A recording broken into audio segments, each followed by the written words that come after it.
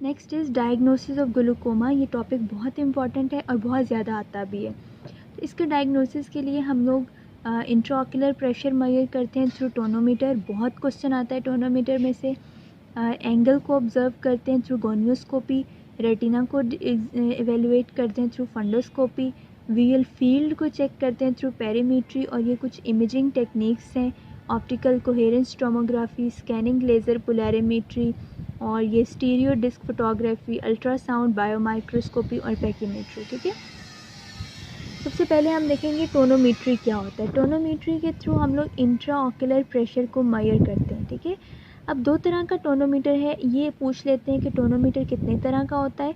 तो एक shorts indentation, एक एप्लेनेशन, और last one is digital. Shorts क्या होता है, इस तरह से ये टोनोमीटर है। ये कॉर्निया है, इसको कॉर्निया के ऊपर रखना है और इसको इतनी फोर्स लगानी है जितनी कॉर्निया बर्दाश्त कर सके। ठीक है, वो फोर्स जिस पे कॉर्निया रेजिस्ट करना शुरू कर देगा तो इट मीन्स कि उसके अंदर उतना प्रेशर है। ठीक है, तो ये बेसिकली ये किस तरह से प्रेशर मेजर करता है, बाय कॉर्नियोस्क्लेरल रिजिडिटी। अगर आप देखो इसमें आईयूपी राइज़ किया है, मीन्स के इंट्राऑक्यूलर प्रेशर जो इंटीरियर चैम्बर में है वो राइज़ किया है। तो ये बेसिकली ये जितनी रिजिडिटी होगी इस बेस पे ये जो है वो शॉर्ट्स इंडेंटेशन टोनोमीटर ये इंट्राऑक्यूलर प्रेशर को मेजर करता है। ठीक है, according to this rigidity. Next is applanation tonometer.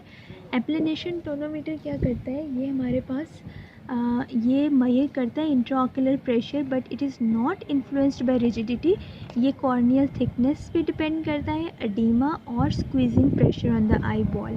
इस तरह से ये हमारे पास एप्लेनेशन टोनोमीटर है और ये दोनों के दोनों ऑस्पी के अंदर पूछते हैं। ठीक है, अब ये टाइप्स ऑफ एप्लेनेशन टोनोमीटर ये भी समटाइम्स पूछ लेते हैं, बट एप्लेनेशन टोनोमीटर की टाइप्स और हैं और टोनोमीटर की टाइप और है। टोनोमीटर की ये शॉर्ट्स एप्लेनेशन और डिजिटल, और एप्लेनेशन टोनोमीटर की ये सब टाइप्स है। ठीक है, देन नेक्स्ट हमारे पास प्रोवोकेशन टेस्ट करते हैं। प्रोवोकेशन टेस्ट में होता क्या है बेसिकली, अगर आपको याद हो तो इस तरह से ये आई है। ठीक है, ये हमारे पास क्या है, ये आइरिस है। ठीक है, जो कि प्यूपल के डायमीटर को कंट्रोल करता है। ये पीछे लेंस है। ठीक है, ये लेंस इतने फासले पे नहीं होता है, बहुत करीब पड़ा होता है। तो बेसिकली हमने प्रोवोकेशन टेस्ट में क्या करना है, हमने प्यूपल को ब्लॉक करना है। कैसे, हमने प्यूपल डायलेट करना है। तो जो ये एक डिस्टेंस है ना, ये एक थोड़ी सी स्पेस बनी हुई है between the iris and lens, तो ये स्पेस हमारे पास बिल्कुल ब्लॉक हो जाएगी। और आपको पता है एक्वस ह्यूमर पीछे से बनता है और आगे की तरफ आता है। तो जब हमारे पास ये वाली स्पेस ब्लॉक हो जाएगी, इट मीन्स कि एक्वस ह्यूमर आइज़ के अंदर ही रहेगा, और जब अंदर ही रहेगा तो आईयूपी राइज करेगा and ultimately it cause glaucoma. तो प्रोवोकेशन टेस्ट का मकसद क्या है, प्यूपल को डायलेट करना। अब वो डायलेट हम लोग फिजियोलॉजिकली भी कर सकते हैं, फार्माकोलॉजिकली भी कर सकते हैं, और वाटर ड्रिंकिंग टेस्ट के थ्रू भी कर सकते हैं।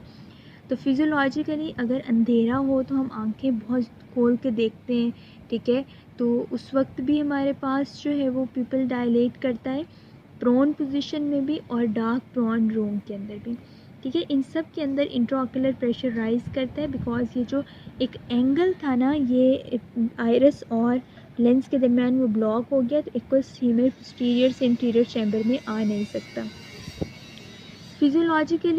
फार्माकोलॉजिकली भी हम लोग डायलेटर्स दे देंगे। ठीक है, ट्रोपिकामाइड, और इसके अलावा वाटर ड्रिंकिंग टेस्ट, जब पानी पिएंगे तो वो उसकी वजह से इंट्राऑक्यूलर प्रेशर राइज करता है। ठीक है,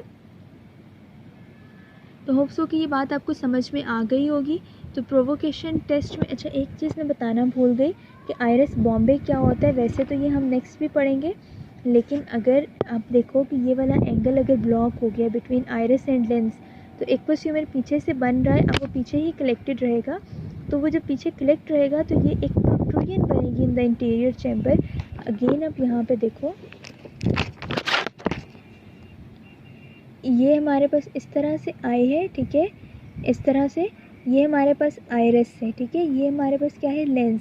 जब ये कनेक्शन ब्लॉक हो गया तो सारा का सारा एक्वस ह्यूमर पीछे ही कलेक्ट रहेगा, और उसकी वजह से एक प्रोट्रूजन बनेगी in the interior chamber. This is called iris Bombay. ठीक है, इसको हम क्या कहते हैं, आइरिस बॉम्बे। ठीक है, नेक्स्ट आता है हमारे पास गोनियोस्कोपी। गोनियोस्कोपी के थ्रू हम लोग एंगल देखते हैं, ठीक है, इंटीरियर चैम्बर एंगल को एवेलुएट करते हैं। एंगल में 4 स्ट्रक्चर्स होते हैं, STSC, ठीक है, वो मैं ऑलरेडी आपको बता चुकी हूँ, श्वाबैक्स line, trabecular meshwork, scleral spur and ciliary body. अब ग्रेड 4 में जितने ग्रेड हैं उतने स्ट्रक्चर्स नज़र आएंगे, यूँ आपने याद रखना है। तो ग्रेड 4 में all the 4 structures are visible, मैं आपको बाद में डायग्राम से एक्सप्लेन करती हूँ। तो ग्रेड 4 में all the 4 structures are visible, grade 3 में 3 स्ट्रक्चर्स आर विजिबल, ग्रेड 2 में 2 स्ट्रक्चर्स आर विजिबल और ग्रेड 1 में 1 स्ट्रक्चर इज़ विजिबल। अब सबसे बाहर, हम अंदर से बाहर की तरफ स्ट्रक्चर्स गायब होना शुरू हो जाते हैं, ठीक है। तो ग्रेड 4 में हमारे पास ऑल द 4 स्ट्रक्चर्स, कौन कौन से 4 स्ट्रक्चर्स, ये सबसे बाहर हमारे पास क्या है, दिस इज़ द श्वाबैक्स लाइन, ठीक है, दिस इज़ स्क्लेरल स्पर, ये हमारे पास ये वाला जो स्ट्रक्चर है दिस इज़ स्क्लेरल स्पर, ये जो फिर वाइट से स्ट्रक्चर आता है दिस इज़ ट्रेबेकुलर मैशवर्क, और जो अंदर वाला ब्लैक है दिस इज़ सीलरी बॉडी।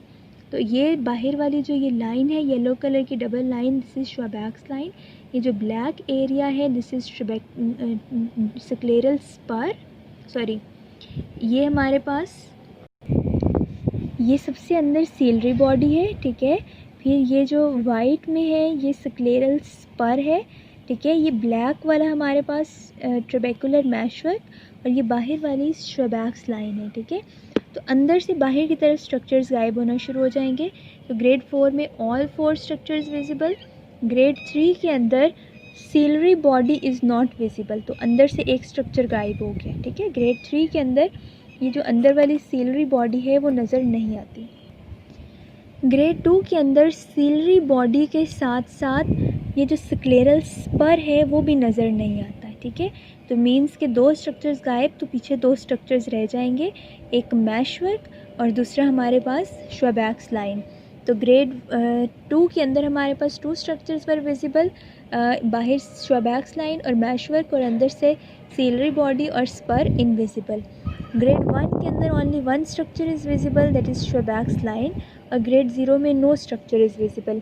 अब ये हमने इस स्ट्रक्चर के बेस पे हमने इनको ओपन एंगल और क्रॉस एंगल क्यों कहा है, क्योंकि आपको पता है जब भी ये 4 स्ट्रक्चर्स होंगे इट मीन्स के एंगल इज़ ओपन, तो फिर हमारे पास वहाँ से ड्रेनेज हो सकेगा। तो ग्रेड 4 और 3 के अंदर 3 to 4 स्ट्रक्चर्स होते हैं जहाँ से ड्रेनेज हो सकता है, इसलिए उसको हम ओपन एंगल ग्लूकोमा कहते हैं, और ग्रेड 1, 2 को हम क्लोज एंगल ग्लूकोमा कहते हैं, ठीक है। होप्सो कि आपको ये चीज़ समझ में आ गई होगी, अगर ना आए तो आप ये दोबारा भी पूछ सकते हैं, थोड़ी सी समझने वाली चीज़ है। आप जस्ट इनको इमेजिन करो कि मैं यहाँ पे आपको बना के भी दिखा देती हूँ, ठीक है। सबसे अंदर होता है हमारे पास दिस इज़ सीलरी बॉडी, ठीक है। उसके बाद हमारे पास क्या होता है, दिस इज़ स्क्लेरल स्पर, ठीक है। उसके बाद नेक्स्ट हमारे पास क्या होता है, दिस इज़ ट्रेबेकुलर मैशवर्क, ठीक है। उसके बाहर होती है श्वाबैक्स लाइन। तो ग्रेड 1 के अंदर ग्रेड 4 के अंदर ऑल 4 स्ट्रक्चर्स विजिबल, ग्रेड 3 के अंदर 3 स्ट्रक्चर्स आर विजिबल, ग्रेड 2 के अंदर 2 structures are visible and grade 1 के अंदर only 1 structure is visible. Hope so कि अब ये बात समझ में आ गई होगी, ठीक है। Then next is fundoscopy. Fundoscopy पे हमें फंडस नज़र आता है, ठीक है। फंडस में अगर आप यहाँ पे देखो तो ये हमारे पास ऑप्टिक डिस्क है और इसके अंदर ये ऑप्टिक कप है, ठीक है। नॉर्मली और ये हमारे पास जो है वो क्या है, न्यूरो रेटिनल रिम है, ठीक है। Normally cup ratio is very small, disc जो है ना ऑप्टिक डिस्क के अंदर कप और न्यूरो रेटिनल रिम होता है, ठीक है। तो न्यूरो रेटिनल रिम के अंदर न्यूरल फाइबर्स होते हैं, ठीक है। ये वाला एरिया ज़्यादा होता है एज़ कम्पेयर टू कप, ठीक है। तो ये चीज़ आपने याद रखनी है कि नॉर्मली क्या होता है, ऑप्टिक डिस्क होती है, उस डिस्क में एक कप होता है और न्यूरो रेटिनल रिम होता है, और जो कप टू डिस्क रेशो है वो हमारे पास 0.3 है। इट मीन्स कि ये अगर इसको हम लोग 10% अगर हम इसको कंसिडर करें कि ये 10 एरियाज़ है, उसमें 3 एरियाज़ में कप होगा, 7 एरियाज़ में ऑप्टिक न्यूरो रेटिनल रिम होगी, ठीक है। तो ये देखो, ये सेंटर में छोटा सा कप और ये इतना बड़ा सारा न्यूरो रेटिनल रिम होती है, ठीक है। लेकिन रेटिना के अंदर ये कप जो है वो एनलार्ज हो जाता है, जिस तरह से यहाँ पे लिखा होगा कि इसके अंदर न्यूरो रेटिनल रिंग छोटी हो जाती है, कप रेशो इज़ हाई, तो इसके अंदर जो हमारे पास है ना ये कप टू डिस्क रेशो वो हमारे पास 0.7 हो जाती है, ठीक है।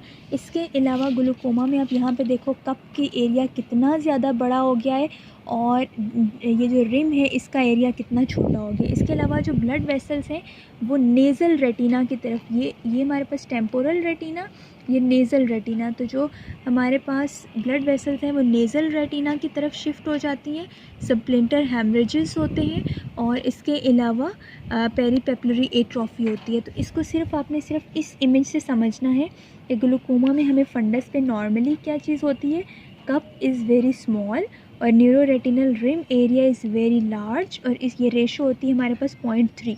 लेकिन ग्लूकोमा में कप का एरिया बहुत बढ़ जाता है और जो डिस्क है उसका एरिया, ये रिम का एरिया बहुत छोटा हो जाता है, इसलिए कप टू डिस्क रेशो इसके अंदर बढ़ जाएगी। मीन कप का एरिया बढ़ा तो ये रेशो, जब नोमिनेटर वाली कोई चीज़ बढ़ती है तो वो रेशो भी बढ़ जाती है, ठीक है। तो इसलिए यहाँ पे 0.3 रेशो और यहाँ पे 0.7 रेशो, ठीक है।